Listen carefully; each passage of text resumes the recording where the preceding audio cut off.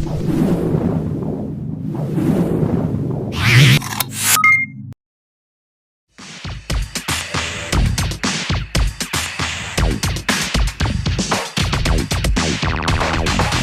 work that I do as a policy researcher is specifically looking at science and research policy.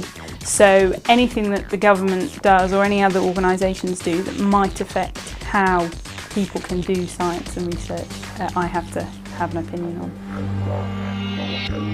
Cancer Research UK is an enormous organisation that carry out world-leading research.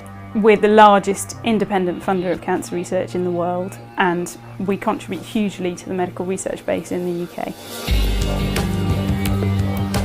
The work that I do is more based on looking after the science and research base in terms of how the government are supporting it and how we are supporting it to make sure that our researchers have the best opportunity to do their work. I was a scientist originally. I did an undergraduate degree in chemistry and then, not satisfied with that, I then stayed on to do a PhD in chemistry as well. During my PhD I worked quite closely with a charity called Sense About Science who look at public engagement and public understanding of science, and with them I did a couple of projects to try and encourage young researchers to basically talk about their science more. And when I was writing up my thesis, I did an internship with them, and so sort of gradually moved across from the science itself into more communication and science policy. And I then did a graduate placement with the Royal Society of Chemistry. And I worked on a project for them that was more about health policy. So looking at sort of drawing attention to the fact that chemistry contributes a great deal to healthcare, because that's not something that's necessarily obvious to the general public or to other scientists. So we were trying to encourage scientists to work together closely across discipline to contribute to healthcare, which then sort of drew me across to health policy. As a policy researcher, part of the job of research skills is actually trying to get to grips with whatever the topic is or whatever the argument is, talking to people, communicating with people, also talking to our researchers and to our scientists, which, having done research myself, it's very useful, and it's definitely a highlight of my job to talk to the scientists about their work, and then working closely with my colleagues.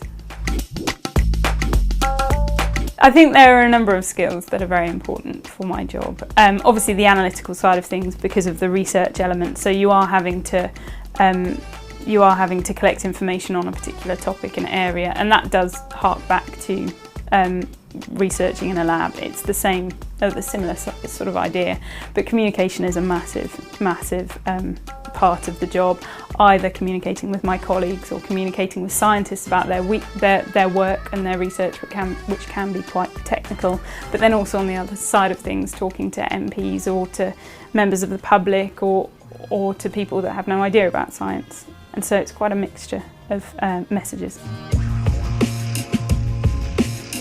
The key thing about being interested in science and sort of being interested, I mean, my background is obviously chemistry, is appreciating that there's an awful lot of transferable skills that you're building through either just studying the subject in terms of problem solving, or if you go into research yourself, and appreciating that if you don't want to stay in research, there's an awful lot from that can be very useful.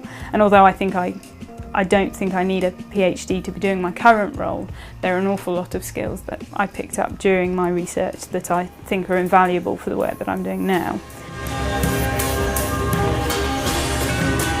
I really enjoy the work that I'm sort of dealing with, knowing that if we encourage the government to be more supportive of science and research, that then has an opportunity to encourage cancer research, medical research in the UK. That's obviously a very important goal. And also the variety. There's always things to be pushing for and working for, a huge range of people to be dealing with, so it's a good variety.